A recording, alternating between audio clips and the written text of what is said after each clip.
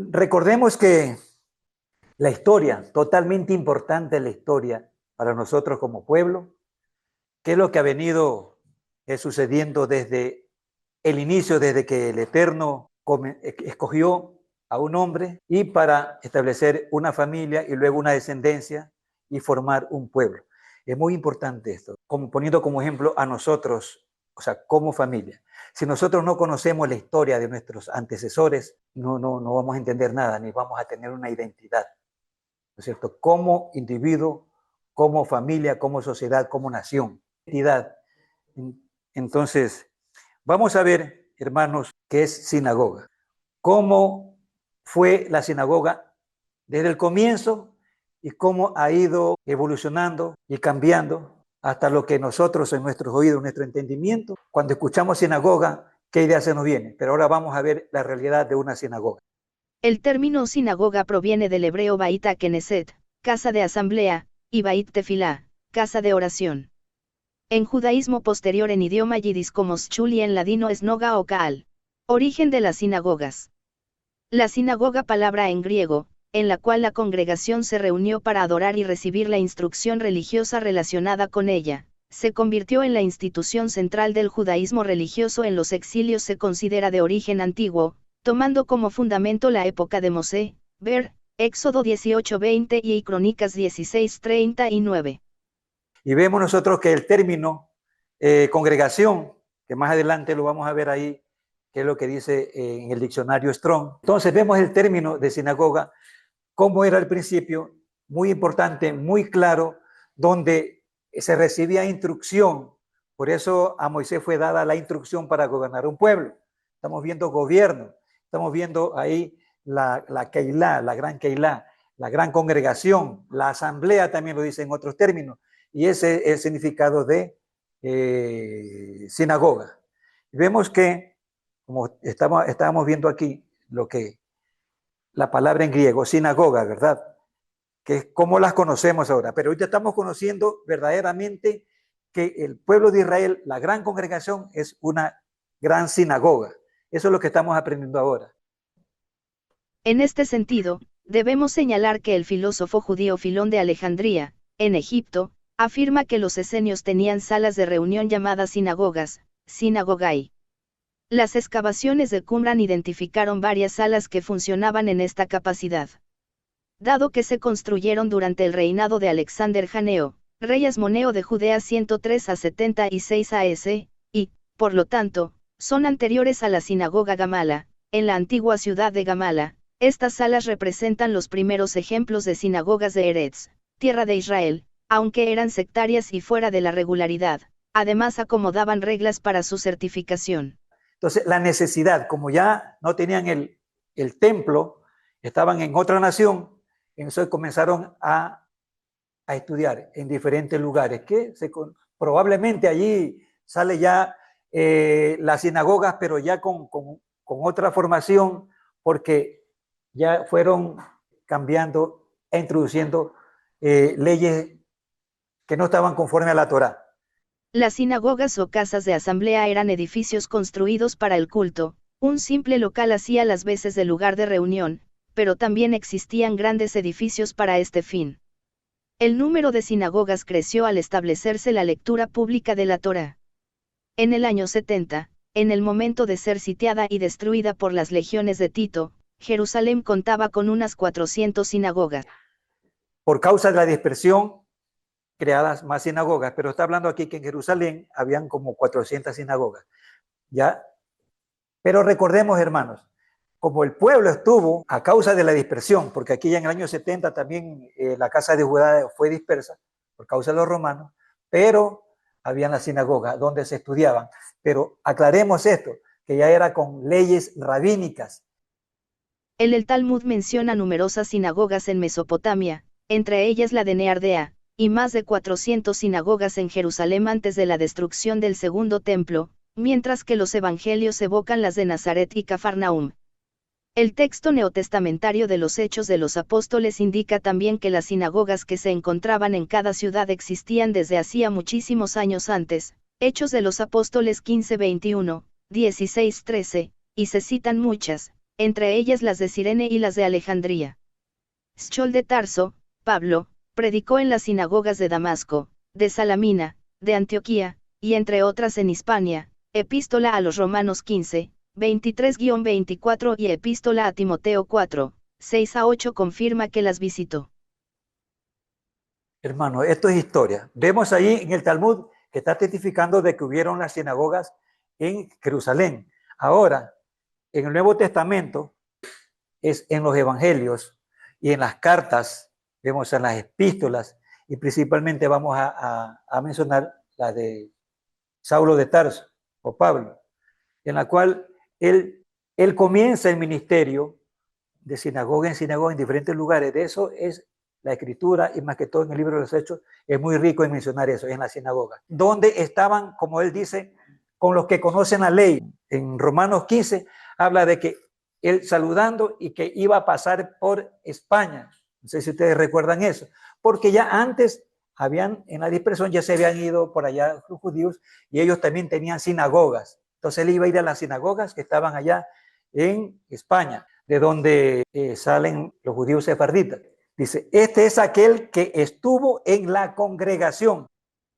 De un compuesto de G1537 y un derivado de G2564, llamar fuera, y concretamente, reunión popular, específicamente congregación, asamblea, concurrencia.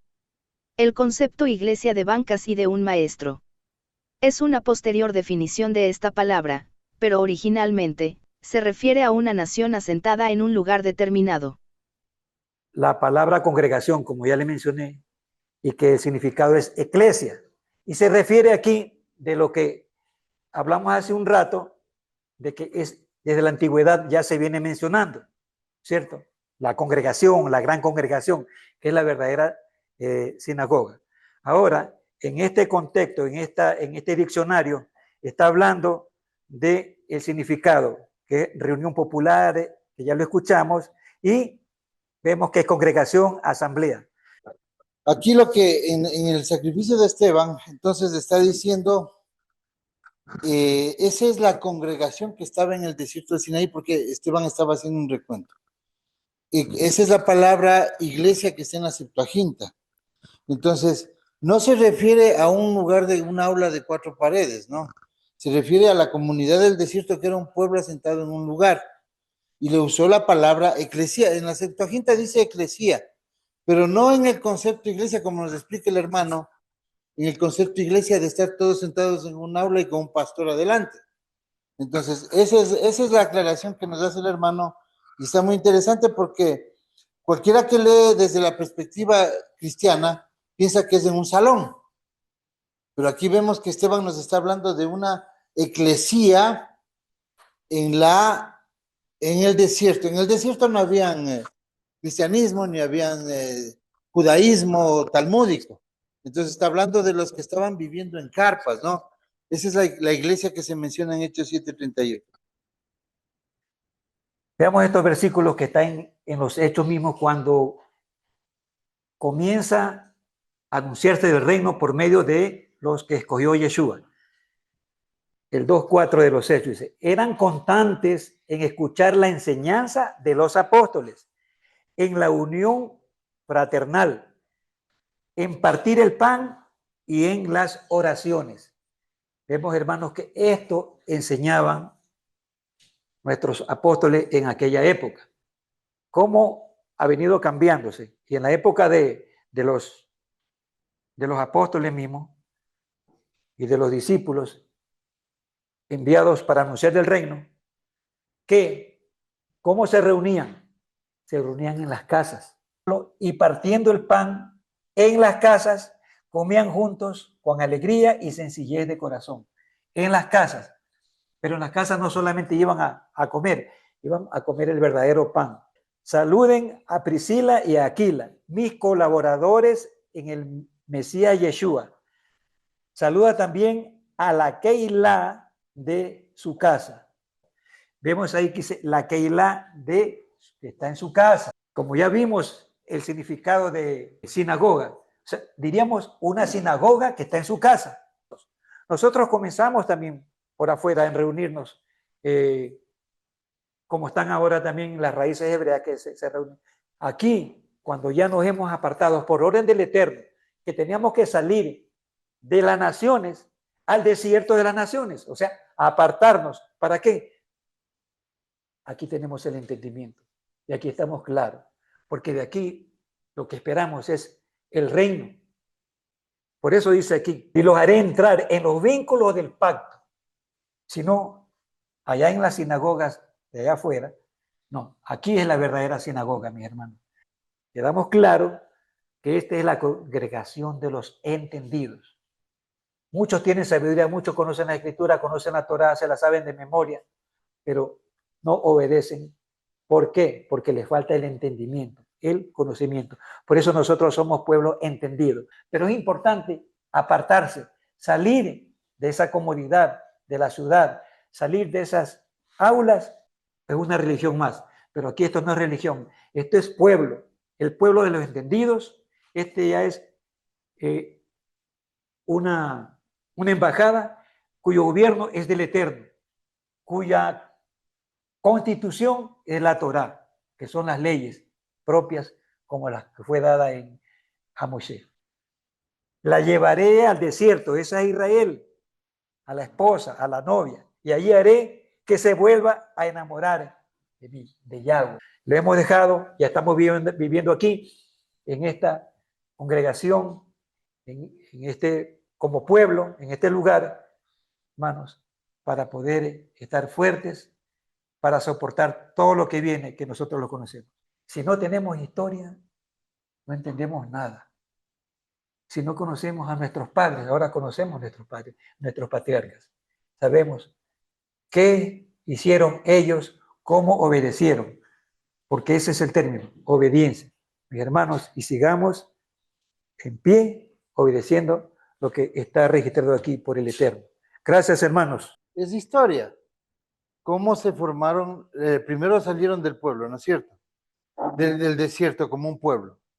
Luego, por la influencia de los imperios, de las naciones extranjeras, ellos fueron dispersados. Se dispersó en la primera vez cuando vinieron los asirios, dispersaron las dos casas. Entonces ellos, luego en el año 721 vienen los asirios y definitivamente por segunda vez y los dispersan ya por completo.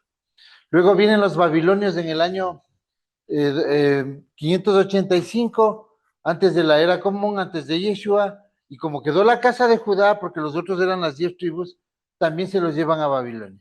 Aparecen las sinagogas en Babilonia. ¿Por qué? Porque dijeron, nosotros estamos presos, les permitieron siempre guardar la Torá. Las 10 tribus del norte, los asirios los perdieron. Y está diciendo que les va a apartar al desierto. Israel lo va a apartar y lo va a volver a enamorar, porque lo va a traer de regreso. O sea, es un verso bonito, es hermoso, es algo que nos tiene a nosotros. Eso no puede decirse, por ejemplo, en una Keilah. Eso no puede decir una iglesia. Ni siquiera los de raíces hebreas, menos los de Facebook. ¿Por qué? Porque ellos no se van a enamorar, porque hay que apartarse al desierto. Cuando dice desierto, ahí es la palabra en hebreo midbar. Midbar quiere decir un lugar apartado. Dice, y te enamoraré, ¿no? Entonces, eso es importante. Este verso es muy, muy claro, ¿no? Muy claro. ¿Por qué? Porque se vuelve a enamorar. ¿Qué quiere decir esto? Que desde este tiempo que Oseas predicó, cuando se fue a la casa de Israel, desde el año 750 más o menos antes de Yeshua, que es la predicación de Oseas, cuando estaban las 10 tribus ya dividido el reino, hasta el día de hoy. Estaba profetizando por el Eterno que recién en estos tiempos finales se van a volver a enamorar del Eterno. ¿Cuándo? Cuando se aparten a vivir así,